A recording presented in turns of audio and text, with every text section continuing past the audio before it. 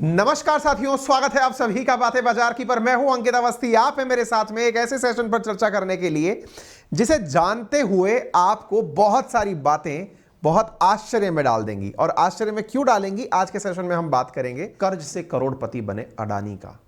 इसमें हम अडानी का नाम तो इसलिए ले रहे हैं क्योंकि ये अचानक दिखे हैं, पीछे कोई भी नहीं है।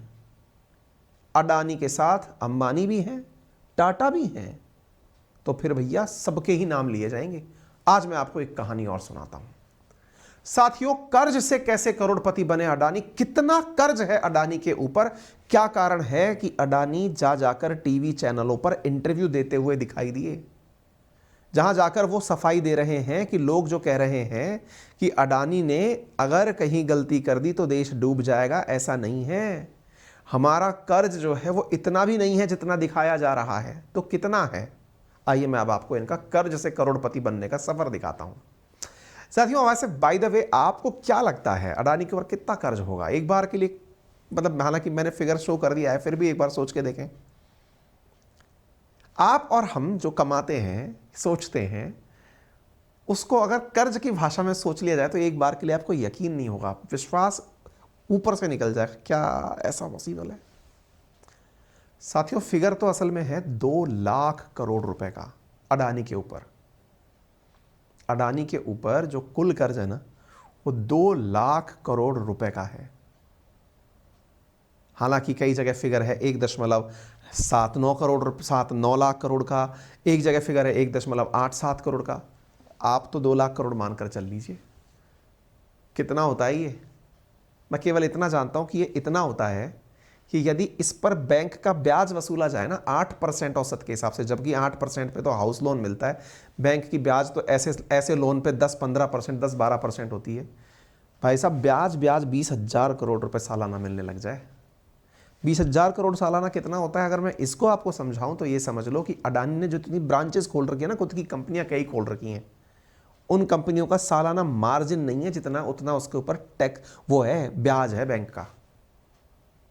बस फर्क इतना है कि ये लोन लेने में कामयाब हो जाते हैं और आप और हम देखते रह जाते हैं। अडानी पर अगर टैक्स लगाया जाए, ऑक्सफैम कहता है कि इन पर टैक्स लगा दिया जाए ना, तो 1.79 लाख करोड़ रुपए प्राप्त हों। और वो कितने होते हैं? ये इतने होते हैं कि 50 लाख प्राइमरी स्कूल टीचर्स को 1 साल तक की सैलरी दी जा सकती है।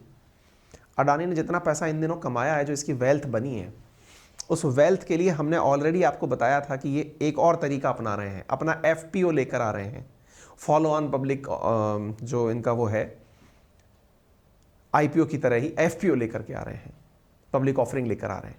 ब्लूमबर्ग के अंदर जो तीसरे सबसे अमीर वर्ल्ड के अंदर सबसे अमीर आदमी है, उनका जो डेट है ना, रुपीज में 7 सितंबर 2022 को लिखा गया था 2.6 ट्रिलियन रुपीज। इसको अगर मैं करोड़ में बदल दूं तो मतलब 2.5 लाख करोड़ रुपया इनके ऊपर कर्ज था सितंबर 2022 में। जब ये न्यूज़ निकली थी ना, 2.5 लाख करोड़ रुपए, लोगों की आंखें खुली रह गई थी, हैं ये क्या होता है भाई। हालांकि उसके बाद फिर इन्होंने कर्ज चुकाने शुरू किए, अपने द्वारा प्रॉपर एक रिपोर्टिंग बाहर निकाली, और फिर आकर के इन्होंने कहा कि नहीं, हमारे पास 2.6 लाख करोड़ रुपया कर्ज नहीं है, हमारे पास कर्ज 1.88 लाख करोड़ रुपया है। और वो घट गया है, अब वो 1.61 लाख करोड़ हो गया है। हमारी कंपनी लगातार कर्ज चुका रही है। हाँ, लेकिन एक बात मैं आपको यहां जरूर बताऊंगा, जब आप अडानी के कर्ज की बात करते हैं, अडानी कर्ज के करोड़पति हैं, लेकिन पीछे टाटा भी नहीं है साथियों। टाटा ग्रुप के ऊपर कर्ज है 2.89 लाख करोड़ रुपए। तो फिर अडानी इतनी सुर्खियों में क्यों रहते हैं? कर्ज तो टाटा पे भी बहुत है, इवन टाटा पे तो अडानी से ज्यादा है। टाटा के नाम तो चर्चा नहीं होती। फर्क है, अडानी फर्स्ट जनरेशन बिलियनियर है, अर्थात इसी जन्म में पैदा हुए हैं, अपने ही द्वारा इतने बड़े आदमी बने हैं। टाटा पैदाइशी अमीर हैं, अर्थात इनके दादा बाबा वो सब अमीर करोड़पति लोग थे, यानी बिजनेस पुश्तैनी चला आ रहा है। असल मायने में अडानी की जो ग्रोथ है वो जिस तरह से हुई है वो यहां पर फिगर में दिखती है, 2014 तक जो आदमी 39,525 करोड़ की कंपनी रखता था, वो अब 10.6 लाख करोड़ की कंपनी रखता है। ये 14 से लेकर के 23 के बीच का जो सफर है ना, ये कितने गुना है, ये समझ से परे है। चर्चाएं इसलिए होती हैं कि ऐसा इसको कुबेर का क्या भंडारा मिला कि ये तो एकदम ऊपर चलता चला गया। ये सवाल खड़े करती है।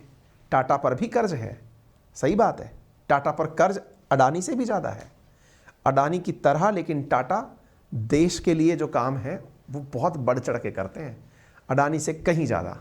इंडियन एयरलाइंस को तब खरीदा, एयर इंडिया को तब खरीदा जब सरकार चला नहीं पा रही थी। खैर, कभी उस दिशा में कभी और जाएंगे, ठीक है। अब बात करते हैं अंबानी की। तो साहब, अंबानी के ऊपर भी अडानी से ज़्यादा कर्ज है, 2.66 लाख करोड़ रुपए का कर्ज है। सिंपल मैथमेटिक्स है, अगर आप उसको जोड़ लें तो आपको समझ में आ जाए। कुमार मंगलम बिड़ला के ऊपर 14 बिलियन US डॉलर का कर्ज है। आप इससे अंदाजा लगा सकते हैं। यह है अडानी की कंपनियों के ऊपर जो कर्ज है ना, उसकी कटिंग 1.97 लाख करोड़ रुपए, ये फिगर है। अडानी की जो कंपनियां हैं ना, Adani port, Adani transmission, Adani enterprises, इन पर कर्ज की वैल्यू सामने लिखी हुई है। जिस अडानी एंटरप्राइजेस के द्वारा FPO लाए जाने की खबर है 27 तारीख को, उसके ऊपर 37,107 करोड़ का कर्ज है। 20,000 करोड़ तो वो आपसे FPO ला के ले रहा है, जो लोग खरीदेंगे भी और देंगे भी, ठीक है। उम्मीद है कि आप सभी साथियों को ये बात समझ में आ जाए। आप पूछेंगे सर एक बात बताइए, अडानी फिर कमाता कितना है? कर्ज जब इतना है, अडानी की कमाई भी बता देते हैं, चलिए देखते हैं। साथियों, अडानी की जो कमाई है ना, अगर मैं आपके सामने अडानी एंटरप्राइजेस की बात करूं तो एक क्वार्टर में इसकी जो कमाई है वो 460 करोड़ रुपए है। एक क्वार्टर की कमाई यानी कि 3 महीने की कमाई अडानी एंटरप्राइजेस की 460 करोड़। इसकी कंपनियों की अगर हम बात करें, क्योंकि अल्टीमेटली जो ये 2 लाख करोड़ का अपन ने घाटा बताया है ना, ये 2 लाख करोड़ का इसकी सब कंपनियों का मिलकर के है।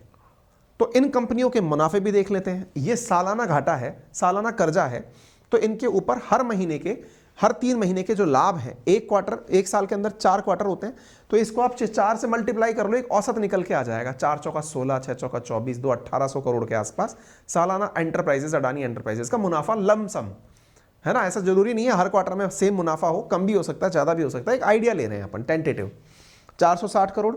ऐसे ही इधर की तरफ आप चलते हैं, अडानी ट्रांसमिशन का 206 करोड़, इसी तरह अडानी पावर का 695 करोड़, अडानी पोर्ट का 1677 करोड़, अडानी टोटल गैस का 160 करोड़, अडानी विलमार का 48 करोड़, अडानी ग्रीन एनर्जी का 149 करोड़।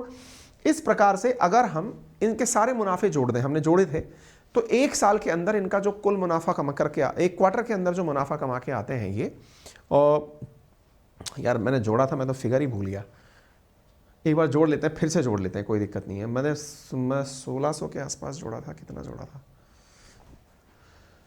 फिर से जोड़ते हैं। 460 करोड़, 460 करोड़ के साथ साथ अडानी एंटरप्राइजेस, इसके बाद में इधर की तरफ 206, 460, 600, 600, 600 और 600, 1200, 1300, 1300, 1300, 1300 करोड़ और 1600 इधर से जोड़ दो, 2900, लगभग 3000 करोड़, 3000 करोड़ और 160, 3200 करोड़, लगभग 3200 करोड़, 3200 करोड़ पूरा, 3200 करोड़ के बाद में फिर यहाँ पर 149 करोड़, तो ये हो गया आपका 3349 करोड़।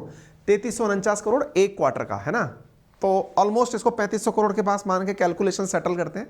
3500 करोड़ एक क्वार्टर का है, तो चार बार एक साल के अंदर 4 क्वार्टर, तो 3570, 7, 14 यानी 14,000 करोड़ रुपए सालाना इसकी कमाई है। ये इसकी कमाई निकल के आती है, जबकि ब्याज कितना निकल रहा है एक साल के अंदर? 16,000 करोड़ रुपए, ठीक है।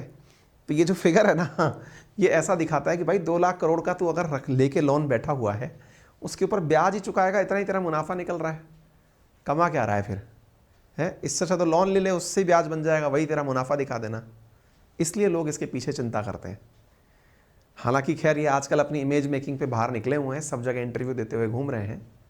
9 साल में इनका मुनाफा कर्ज से 2 गुना तेजी से बढ़ा है। ये बताते हैं कि मुनाफा बढ़ा है हमारा, लेकिन जनाब आपका मुनाफा कितना बढ़ा है? अगर हम सिंपल कैलकुलेशन देख लें तो जिस व्यक्ति के ऊपर 2 लाख करोड़ रुपए का कर्ज हो, जिसके ऊपर सालाना कर्ज के ऊपर अगर ब्याज लगा दिया जाए, बैंक इंटरेस्ट रेट सिंपल वाली लगा दी जाए 8%, चलो तुम्हारे लिंक अच्छे हैं, तो भी यार मतलब 16,000 करोड़ का भाई बैठता है जुगाड़। 16,000 करोड़ तुम्हारी कुल कंपनियों का मुनाफा है। बाकी और बैलेंस शीट देख लेना, आपकी जो आइडिया हो वो आप हमें कमेंट बॉक्स में बता देना। मैं तो केवल यही समझ पा रहा हूँ, बाकी आप लोग जो समझें वो बता देना। ये कहते हैं हमारा डेट टू एबिटदा जो रेशो है वो बढ़िया है। बढ़िया कितना है? ये कहते हैं औरों का तो बहुत ज़्यादा है, हमारा 7.6% से कम हो गया है, 7.6 से घट के 3.2% रह गया है, जो कि एक अच्छे ग्रुप की अच्छी बात मानी जाती है। ठीक है, हो सकता है कभी डेट टू एबिटदा रेशो भी समझाएंगे आपको। टाटा के साथ भी सेम यही हाल है। हमारे देश की जो कंपनियां हैं जो मार्जिन कमा रही हैं, वो मार्जिन जो है वो उनके कर्ज के मुकाबले डेट टू एबिटदा रेशो से नापे जाते हैं, और ये माना जाता है कि उनका जो घाटा है वो उनकी कमाई के मुकाबले कितना परसेंट है, उसके आधार पर चीज़ें नापी जाती हैं। सेम यही हाल अंबानी की कंपनी का है। अंबानी की कंपनी और टाटा की कंपनी का किसी दिन अलग दिन विश्लेषण करेंगे। फिलहाल के लिए इतना ही। जानकारी आपको अगर पसंद आई हो तो अपने सभी साथियों से साझा करें। चैनल के नीचे कमेंट बॉक्स में आप अपनी राय भी जरूर बताएं, क्या लगता है आपको। धन्यवाद।